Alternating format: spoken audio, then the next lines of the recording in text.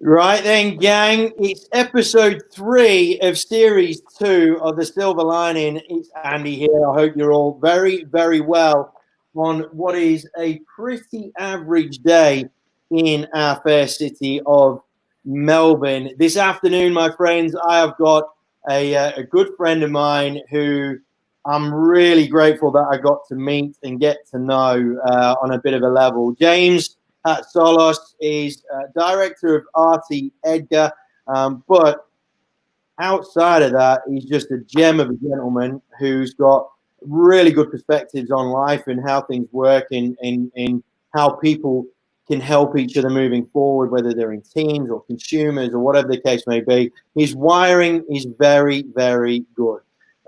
James, how are you, my man? Amazing. Given the current circumstances we're in, and I guess given the what's happening around the world, I'm in a good space, mate. Headspace is clear, family is all well, business is chugging along well, can't complain.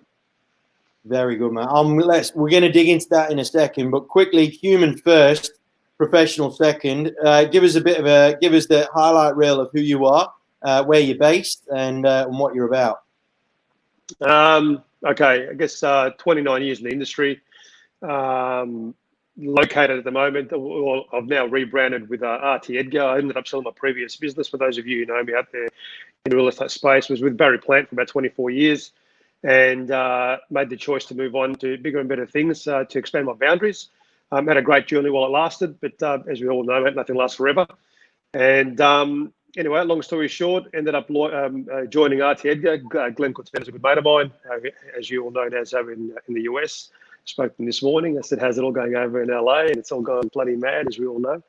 But he's okay. And launched with RT is about almost 2.5-3 years ago now. Now I'm located at 888 Doncaster Road is our latest branch, been open just over about a year and 3 months. Got our Burke Road office in Kew and also our office in Carlton as well. So 3 offices all up. And at the moment, my main focus of the team over here is to build the 888 team here in the city of Manningham, Whitehorse, and bordering into Burundara. Go well. Family, what have we got? What's the family's amazing. Got a beautiful wife. I've got 2 stunning daughters. Blessed with 2 healthy, beautiful daughters, mate. One just turned 11, the other one's 10. My wife has had the fun job of homeschooling them. Because I couldn't do that, man. I don't have the bloody patience. I said to my wife, I'm going to kill someone. I'm going to get out of here. So, look, it's been interesting, mate. I think, not to get all, spiritual on people, but I think the reality is that this COVID thing, mate, has been a blessing in disguise in a way. I put the business side of it to the side for a moment, but it's been almost like a pause to slow the whole thing down and to allow us to focus on time together, which I'm sure we can touch on if you want to touch on that. It's given us a chance to reunite as a family because we're so busy in our professional lives. But my wife's done an amazing job, mate, homeschooling the girls. She's got far more patience than what I have, and she's allowed me to go out and do what I got to do, which is to focus on building the business. Yeah. Now, on that, right? It's weird. All these interviews that I've been doing, it's been amazing and uncanny how the next one segues perfectly from the last one. Me and Matt were talking about this whole thing of balance and how what COVID has done is brought to the forefront of everyone's minds how there is a lack of balance in a lot of people's lives, right? When it comes to not being able to spend enough time with family because we are all busy and so on and so forth. Moving forward, and this whole second series is about how we're going to create the greatest comeback in history in the back half of 2020. How do you foresee yourself maintaining that degree of balance, not slipping into former habits? I'm not saying they're bad habits, but former habits that meant that you hadn't spent as much time with your kids. Perspective for a start. I think, look, I've been lucky in a way, Andy, as weird as it sounds, that when I sold the business and I had 18 months lockout, right, I couldn't function the way I wanted to function. It was almost like taking a fighter out of the ring with another 20 rounds to go. I wasn't ready to hang up the gloves. Right. And so I made the decision to step away from what I had because of the way I saw things unfolding going forward. So I had an opportunity to get my mindset adjusted to doing to working at a much slower pace. And so this pace now that we're working at, I was used to this when I had my non-compete period anyway. And I had time to adjust, to reflect on what is important in life. And look, I don't want to come across as wanky when I say this, but mate, let's face it, at the end of the day, as much as we're all here to sell property and list property and, enjoy the finer things in life, that time out allowed me to connect with my family, my girls, my wife, my family unity. It brought us closer together. And I realized then, mate, that, I don't need as much as I thought I did need. As much as I love the finer things in life, like we all do. If we don't, if we all talk straight to each other, we all like to have a nice car, a nice home, and travel. But the reality is that I've got all that already. I've got that, and I guess I was putting this bullshit pressure on myself because I worried about what the next officer's doing, and going into a busier market as things pick up. I won't allow myself to fall back into that trap again because I don't want to build what I had before. This is a very different model now, guys. I don't want to be perceived as a barrier planter or a jealous crank. Nothing wrong with that model, by the way, but I don't want to have that model. This is not what I'm building here. This is a bit like saying, and it's going to sound silly saying this is a bit like a fine dining restaurant. I don't need to have 400 patrons. I've got 30, and they're treated like rock stars. I tell them straight out, you've got a choice, go for your life. But in here, VIP. Yeah. And it's really interesting that you talk about that period that you had in that lockout period that you sustained, which would have been a real challenge mentally, right? To go from sixth gear to first gear and being stuck in first gear, right? In that sort of trundling mode, if not even that. How did you handle that within your own headspace? Great question, mate. It was hard, mate. The first 3 or 4 months of the whole journey, and I'm going to look. I'll say it as it is, guys. It was hard. It was very hard. I had a partnership that didn't work out towards the end, and I made the decision to walk away from that. It was like a marriage that fell apart, and I was in a very, very dark place the first 3 or 4 months. I was hurt. I was angry. I was this. All those mixed emotions, and I guess I made that decision to walk away from that. So I was partially prepared for that, but I think I was lucky to have great people around me who kept me focused. And a lot of people who've come out of the corporate world, in and out of real estate, said to me, James, embrace this moment because you're about to do something that most people will never get a chance to do. And it's very hard to accept that when you're going through that period where those emotions are taking over, and you are feeling the feelings you are feeling. But I realized there and then when, again, I'll keep certain names out of it because obviously it was a private conversation that I had with them. When they said to me, James, as long as you can breathe, walk, see, touch, offer the level of service you've always offered, and stick to the values, you can repeat what you're going to do. You can always repeat what you started the journey on. And I had 18 months to go around. I was coaching some people in the real estate space, just sharing the journey on what I did and how I built the business. And then I realized it's no different to, running a restaurant, I guess. If you offer a good level of service, because we don't offer any tangible product, it's just a service that we offer. And if you can offer that with a point of difference and having that 18-month time out of the game, because I had time to breathe, I stepped out of the ring and I had time just to settle down, take a breath, clear my head. And when people are saying to me, why do you want to get back in again? Because I love what I do. I love what I do. And I know it comes with its highs and its lows, but I think having the right people around you, Andy, to keep you focused, keep you centered, it was a blessing in disguise. It might have set me back financially temporarily. I mean, it wasn't. Look, I've been pretty good with my money. I mean, I save my money. I don't spend it on bullshit. So I was financially able to do it. But I think what it gave me was that mental relief to be able to cope through that. And mind you, that's 18-month journey, as you know, ended up being a 3.5-year legal battle. Yeah. Okay. And now we're talking mental strength. Yeah. And a lot of people don't know that, mate. They don't know that. And I'm not going to talk about that here today, but that was a challenge. But I got through it because I've always been an optimist and I've always seen the bigger picture. Nothing stands in my way, mate. And I'm that damn determined and focused. I'm just pretty focused on the goal. And I think that's one thing that is quite critical for everybody moving forward into the second half of this year is, and it's sort of, again, it ties in with something that I said.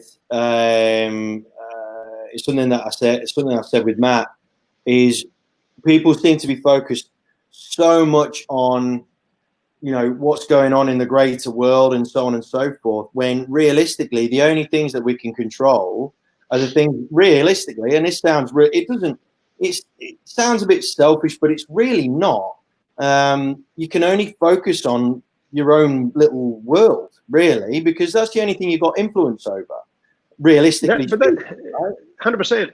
And look, that was even the case in my previous business. That I've never. I mean, obviously, you see what your competitors are doing, but I don't focus on that. I don't particularly care what happens outside my four walls, because, as you just said, now I can't control what happens around the world. I can't control the economy. I can't control my competitors. So therefore, why focus on that? So I just make sure that I come to work every day and, you know, inject the level of energy and drive that hopefully my guys can pick up on that, and girls. And mate, this is a journey that we're on. And mate, we're not disillusioned to believe this is going to happen tomorrow, but we're climbing the mountain. And you know, our competitors up there who've been around for the last 10, 15, 20, 30 years, they've got different problems up there. They're probably worried about the mountain crumbling from under their feet. But we're climbing the mountain there, so we've got other challenges. We've both got challenges. Those at the top and those that are climbing have both got challenges. But right now, we're loving the journey. And, you know, it's one sale, one listing, you know, one handshake at a time. We build this business. This is not a race. Mate, and that's exactly right. Ironic, sounds really like so much philosophy comes from the Rocky movie, right? So much of modern philosophy comes from Rocky. And I was watching Creed on the plane on the way back from the UK.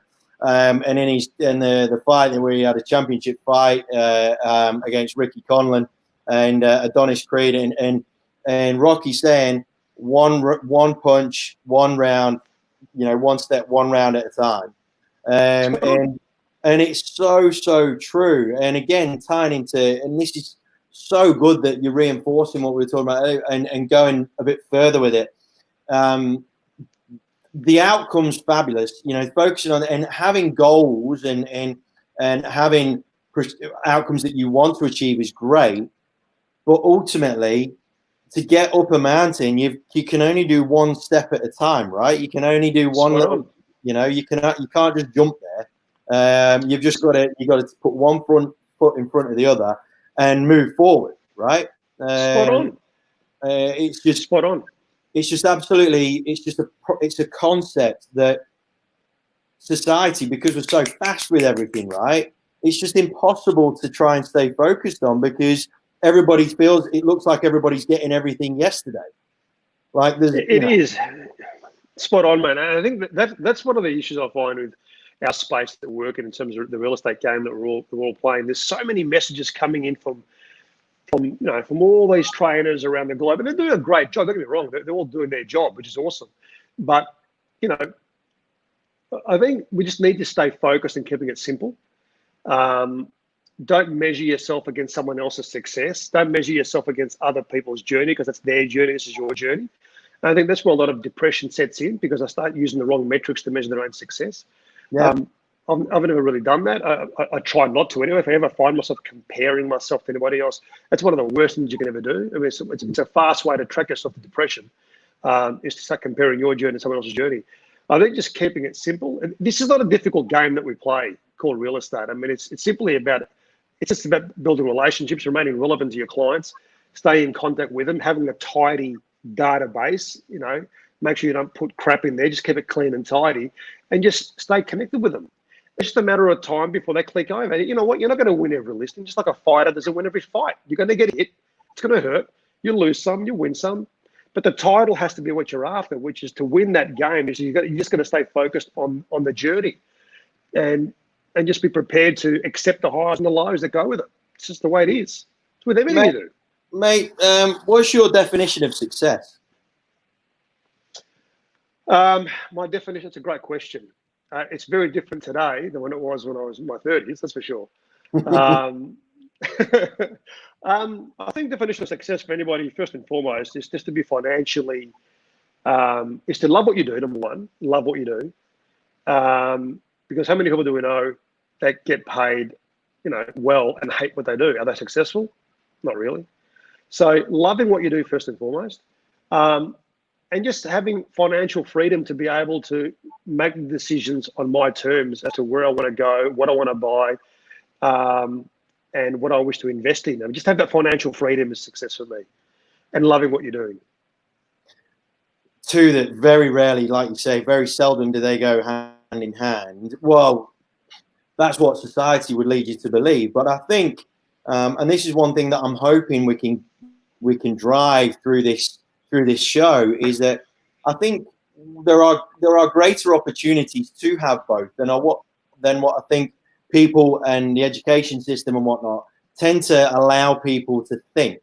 I think people tend to feel that you can't have both. You can have financial freedom or you can be happy, and never the two can intertwine. And I think, and I'm really glad that you've said that. I'm really glad that I've asked you that question about how to define success, because it's interesting. I was speaking to Ben Taylor, who CEO of Keller Williams over in the UK, top dude, and he was saying to me about a story that he was talking to someone, and they were saying, "Look, money's not everything. Like, why? Money's not. Money doesn't define you, and blah blah blah." And he said, "Look, and I totally agree. But what financial freedom does is it allows you to pay for the treatment that your daughter needs when she needs it. Will you be happy that you've got financial freedom when that £250,000 operation bill comes through and you can afford to just make it happen like that for your kid?" Absolutely. And I was like, I just went, "Wow, that is an epic example."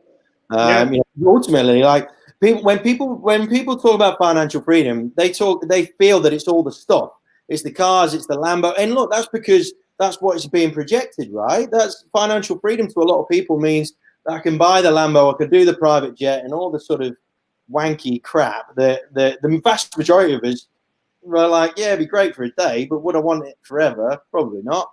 I'd get bored pretty quick. The financial freedom is the freedom of choice to be able to help people as and when you see fit.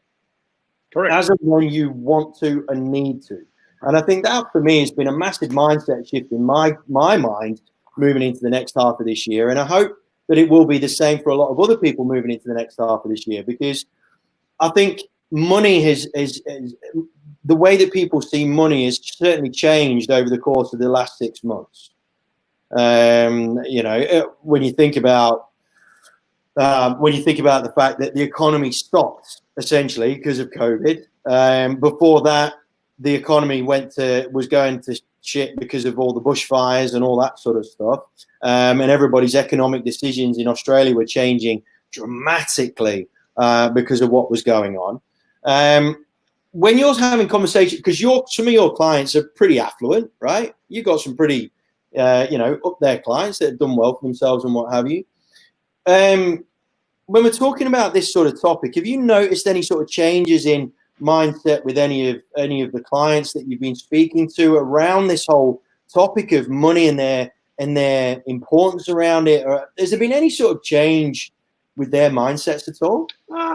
Some there have been, not a lot. I think, like I said, because everybody's on their own journey. I think the one thing that has highlighted, I mean, I was having this conversation with a bloke the other day, it's probably worth 150 mil. Done well in life. I'm not taking a punt here, but he's right up there. Anyway, and he said to me, "Son, you know what? The one thing I've realized with this whole COVID shit is that you think you're in control, and you are to a degree, but it goes to show you how things can change just like that. Overnight, the whole world came boom to an end, to a stop.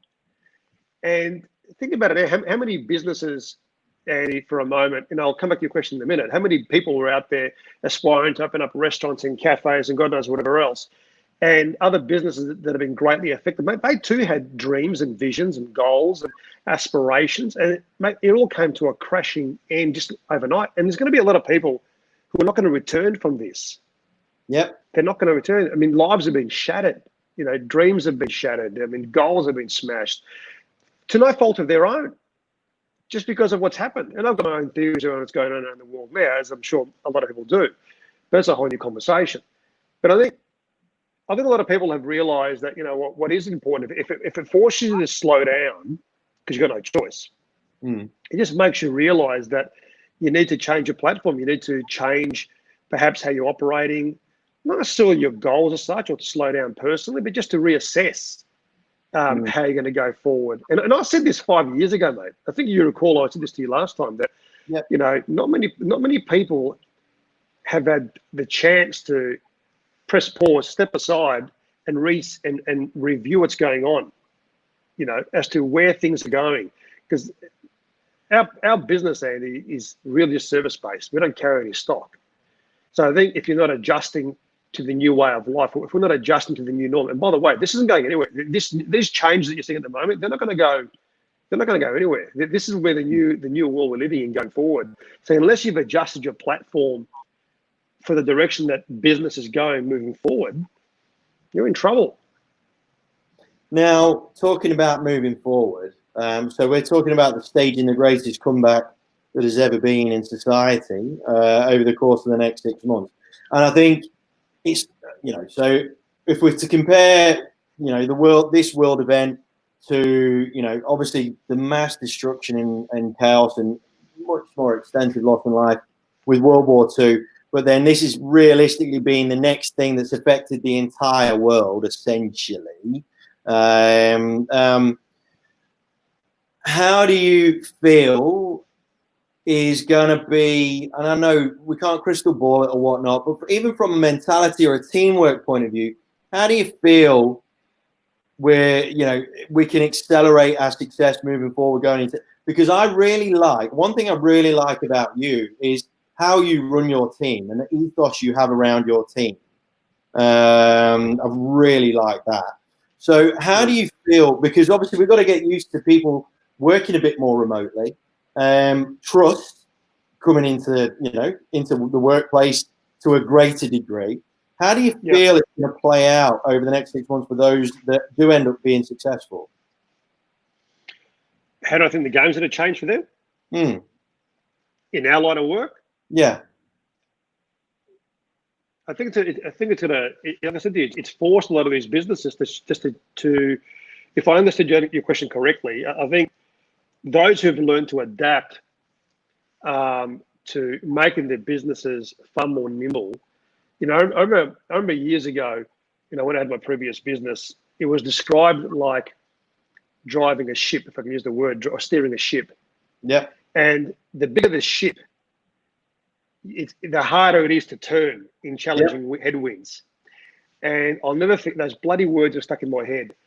And I remember over the last decade, you know, I knew tech was here to stay. Tech wasn't going anywhere. Tech's only improving day by day. And I reckon because we get caught up in our own, you know, world here, that we don't see how fast tech is moving. For example, I was told by a guy, if you want to see how fast tech is moving, go to Silicon Valley. It'll blow your mind away to see what's going on. And I think, you know, artificial intelligence is here to stay. Technology is here to stay, and it's only getting more intense day by day by day by day, day by day. So I think today, unless you make your business platform very, very nimble, I think these big offices are going to be affected. I mean, I was talking to the guys up here in my building where they occupy 90% of the building here. They said, James, this whole COVID thing has made us realise we don't need half the space anymore. We're tied into a 5-year lease. I'll get rid of it tomorrow. I know 5 guys at the moment who are now halving their office space because this whole game has changed the way they run their businesses. I think today you need to be nimble. You've got to be quick to adjust very, very quickly, because if you don't, mate, it's my view. People may have their own views on this, and some people say to me, James, I know we're going to have a super office. And I think today you don't need to have a super office. I just think you need to have a super team. Yes. So you can work, you know what I mean? As long as you've got a super team, mate, I've got 140 square meters here. This is ample space, ample for what we're heading into now going forward. And others are working out of 500 square meters. You know what? Unless you own that space, if it works for you, good luck to you. I'm not here to judge you. I've had that. I don't want that again. Really interesting. A few interesting points that you made there. The fact that being nimble and agile in your business, it was always something that was sort of on the cusp of a lot of people's minds. It was like at the edge of people's lips to try and create a bit more of an agile business, right, in today's world, because the fact that things were changing so much anyway. But I think this has forced people to actually recognize those changes and go, right, I've kind of put my fingers in my ears for too long now. I really kind of have to embrace it.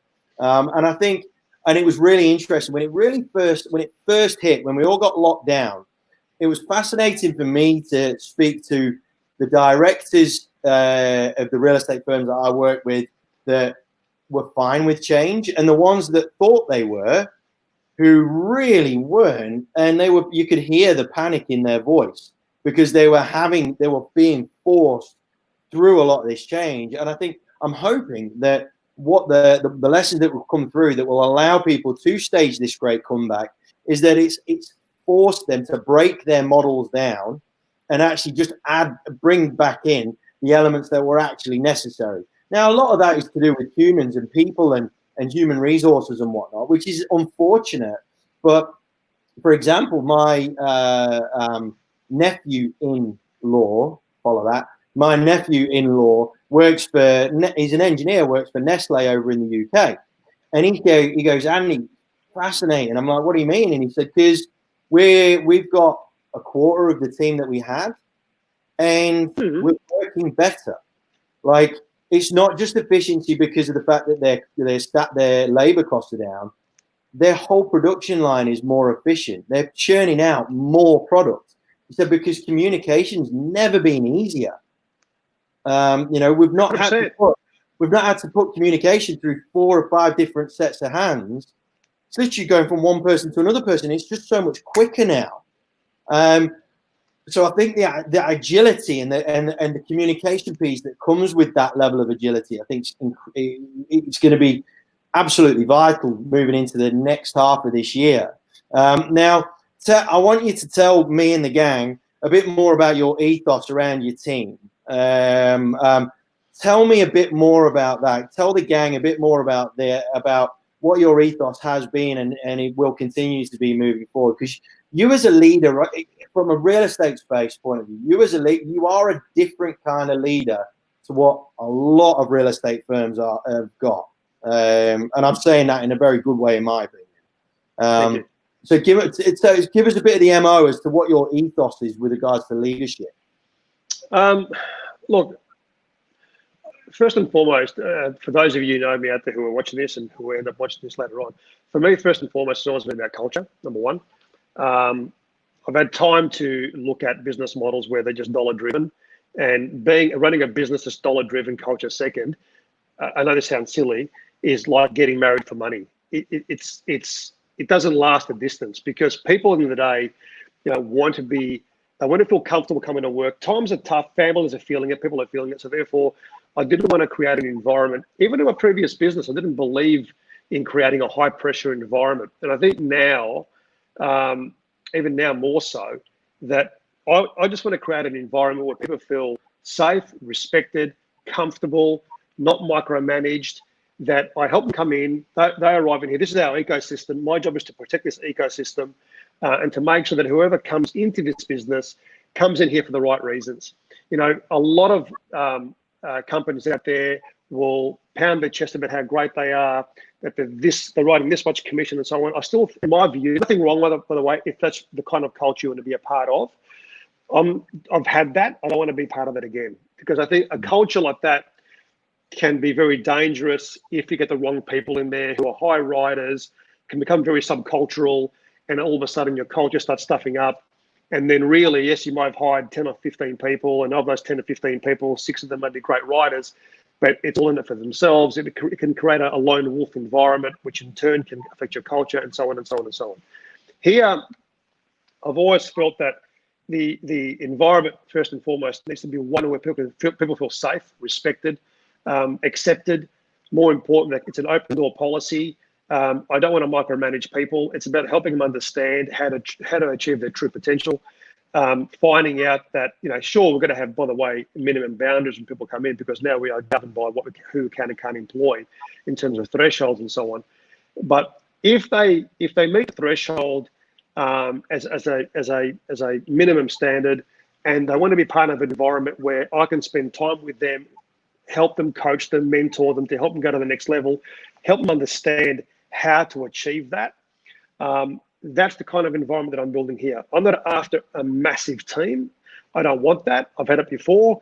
My ideal team would be no more than 20 people, 12 to 13 in sales, 4 or 5 in support, and maybe a couple of admin people just to help the team out. I don't need the old 80-20 rule. I just want 20, but I want the 20% that focuses on wanting the same thing that I want, which is a great environment to be a part of. I don't tolerate, as we call 800-pound gorillas. I don't tolerate negativity. I don't tolerate people who are just in it for themselves. This is about jumping in the boat, grabbing a rowing stick, and we're all rowing in the same direction. We are all heading in one direction here. The minute you think you're better than somebody else, time to get out. So obviously you've got core financial KPIs, right? But outside of that threshold, ultimate threshold KPI, how are you judging performance? I guess, look, when I say threshold, first and foremost, I've got to show they're above the 60 grand threshold. I'm judging performance based on, I have one-on-ones with my staff once a month, where I set their annual goal for them, if this answers your question, and then I reverse engineer it. And then month by month, we catch up. Mind you, even though they catch up in the first week of every month to reflect back on the month that was, they can come and see me whenever they want. I'm accessible 24/7, so to speak. And we gauge, for example, the activity they're doing to generate their appraisals. In other words, are they getting in front of enough people? Are they contacting enough people? I try to simplify it for them by saying your activity will dictate how many people you get in front of, which will dictate how many listings you get, which will dictate what you write for the year and for the month and for the week. It's not hard, just keep it simple. So I catch up with them once a month to see, are they making the contacts? If they're not making the calls, and again, I don't expect my guys to be making 100 phone calls a week. If they do 30 or 40, because for some people, Andy, it is about making the calls. For others, it's about referrals. For others, it's about door knocking, whatever floats their boat to get the leads. But they do need to understand it's a contact sport. If you're not contacting people, you're not going to get in front of them to create the opportunity. And therefore, as a result of that, you're going to have a very dry month ahead. Keep it simple. Have you got any cultural KPIs that lend towards or any sort of values? Just my values. House rules or something? Look, again, I keep it very simple. I say to them, this is like your home. This is your professional home. Outside your home that you live in with your wife or kids or significant other, this is your professional home environment. So all I ask for them is, to come in, give their best version of themselves every single day, work with a high level of energy. I'm not saying to walk around like you're on crack. What I'm saying is come in here and be a great person. Just be the best version of yourself. Remember that we are one team. Add it in a positive way. If you're having a bad day, just come and see me or go and leave for the day and come back tomorrow and restart again, because we are going to have crappy days. When they come to work every day and the minute they set foot into this office, it's showtime. The world doesn't care about our problems, Andy. But I want to make sure that my guys and girls are happy, and I try to walk around to see if they have any dark clouds over their heads, because people do. Everyone's got problems, mate. Everyone's got them. Some people are just better at hiding it than others. I found out the other day that a mate's wife is going through some very, very challenging times right now, but he never told anybody. But I sat with him over a cup of coffee and he opened up and I thought, shit, I didn't even know that, and well, why would he tell me?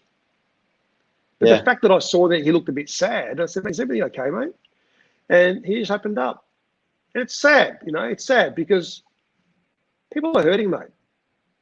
People hurt. They just hide it than others, man. And I think if you take the time to connect with somebody on another level, just to see what's going on and see if you can help them in some shape or form. You know what I mean? I'm not sure if that answers your question 100%, but I just wanted to be a great. No. I think you've really struck a chord there with respect to the awareness piece of what it actually means now to be able to lead people effectively. And I'm glad that you went down that path, because look, numbers don't lie, and I was actually chatting to Liana, who's a HR expert, earlier today, and we're going to have her back on the show in the next week or so, hopefully, because she told me an alarming observation around the fact that, because I was assuming that she was observing more leaders are being more like you, right? I was hoping this whole thing has helped leaders to realize. She goes, Andy, that's the frightening thing. It's going the opposite way. And I was like, really? And she goes, yeah, like in small to medium businesses, because obviously the financial aftermath of what's gone on is obviously significant. Lots of people have lost a lot of revenue and what have you. They have become so scared of protecting their own interests and assets and what have you, that they're making sure that contracts are so ironclad it's not even funny. They're not even remotely thinking about the emotional situations that their team members, that their staff are in, and what have you. They're just worried and making sure that everything is absolutely ironclad, set in stone. No one can rip me off. And I was like, wow. Because ultimately, without that unit, without those team members, you ain't going to recoup the revenue that you lost in the first place, right? You know who wrote about that? Have you ever read the book The Infinite Game by Simon Sinek? No, not yet. Awesome book. It's about this right now. Right. It's about where you just said now. It's about playing the infinite game. It's about leaders today. There's so many businesses around the world. They just think about the dollar today, cutting costs to make sure profits are up high, and paying their shareholders dividends and so on. And they're not setting their businesses up for the long-term game. And I think a lot of these people who run these businesses who have been caught up, or who've been caught on this wave that we've been a part of for so many years, thinking that we're bulletproof. And I think, I was again on my sabbatical when I sold the business. I caught up with a bloke, and I'll tell you his name after the interview. And I think I told you this last time I caught up with you. He said to me, James, what did you actually own when you sold the business? And I said, I owned the business. He goes, yeah, but what did you actually own? I said, I own the business. He goes, okay, let me make it simple for you. And he said, your salespeople, can they get up and leave whenever they want? I said, yep. Your admin people? I said, yep. Your property managers? I said, yep. Your landlords? I said, yep. So what did you actually own? Because the only thing you owned, son, was the effing debt. That's the only thing you owned. That was yours. So you said, consider this a blessing in disguise that you've got out of a model that's highly geared. I mean, okay, don't get me wrong, we all carry business debt. Yeah. But you've had time to refine your model. That you've been taken out of the ring reluctantly, or however it happened, for you to stop and review your business model, because so many of us are caught up in this bullshit fantasy world that everything's going to be great forever. And you know what? The cab industry thought they were bulletproof until Uber came along. Yeah. Retail thought they were bulletproof until Mr. Amazon came along. Wake up. Listen to me, James. It's happening faster than you think, brother. I'm not saying that we're bulletproof. I'm not saying we're bulletproof. But and that's the crazy thing, right? Like, I was speaking to someone while I was still in England who's looking at starting their own real estate firm and talking about setting up the same crap, the same thing. And I'm like, really? Really? And he was like, yeah, look, I'll do this and I'm going to grow that. And, if I get a few offices, then great. And I'm like, all right, mate. I mean, go for it, man. I mean, you absolutely go for it. But it's just that lack of understanding around it. Exactly what you're saying there about, about playing for the long term. And ultimately, we as leaders, if we're going to succeed out of the back end of next year, back end of this year, we need to put so much more faith into our people than what we have been doing, and actually give them a bit of rope to say, right, I've got to trust you. I've got to trust you. I'm going to trust you to like, and be physical in the representation of this, right? Don't just mutter it. Don't just think it or whatever. Make it very plainly clear. Right, I'm going to trust you until you give me a reason not to. All right, and I'm going to, as long as you give me a reason, as long as you don't give me a reason to not trust you, I'm going to give you all of the freedom in the world to work your role around your family, around the values that have become abundantly clear to you during this COVID thing. I want you to be able to work your role around those values. And as long as they as long as they understand how those values fit within your, if you've got branding or whatever, as long as you as a leader have interpreted them into what their value set is, then that for me is what leadership is going into the back half of the year. And there's a lot more work involved for leaders, because you can't just rubber stamp everyone with the same sort of model, right?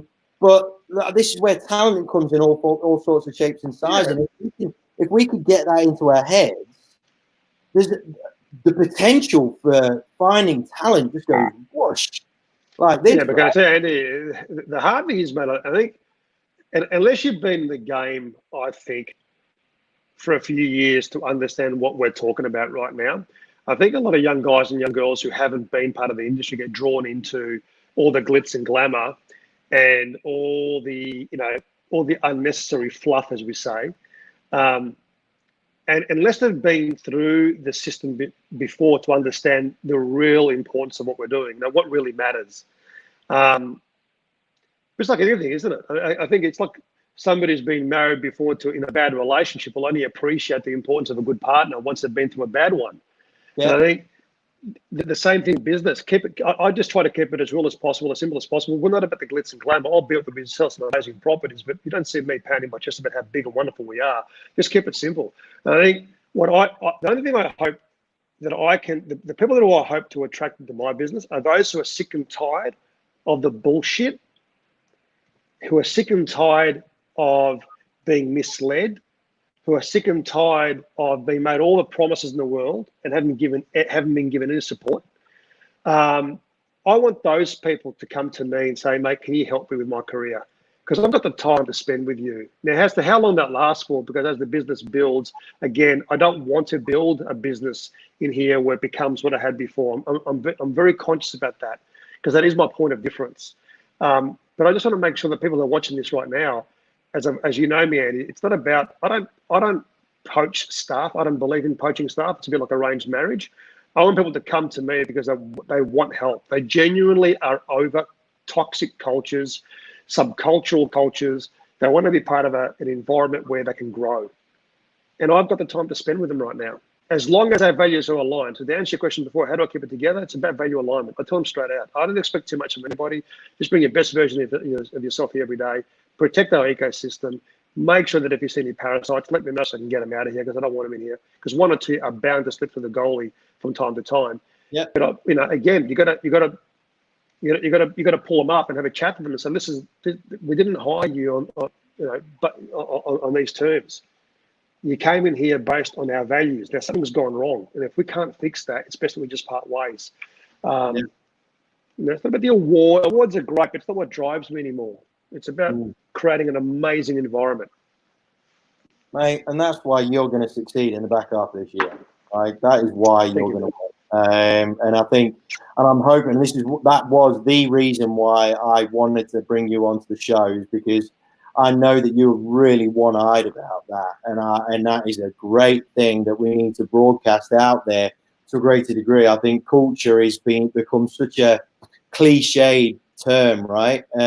But there's a difference between talking about it and actually doing it, and you are very much one of the few that I can say, like, wholeheartedly, lives and breathes, and he's so focused on what that culture represents and how it works and why it exists. Totally, And man, I want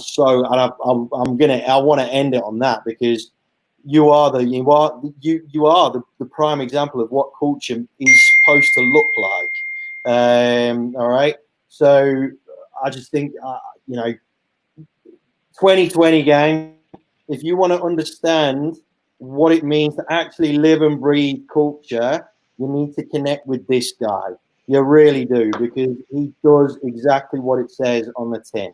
No airs or graces. Like, you might be in a nicer area, in a high-end brand, but the way he rolls within his office, and I've been there and I've seen it, is very much what he's broadcasting out today.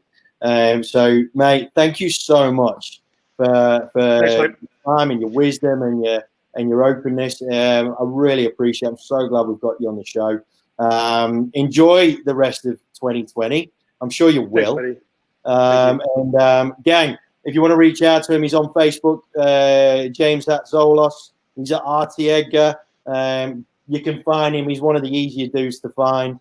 But please make sure you do, and connect with him and message him and find out how he rocks and rolls, because it's worth doing.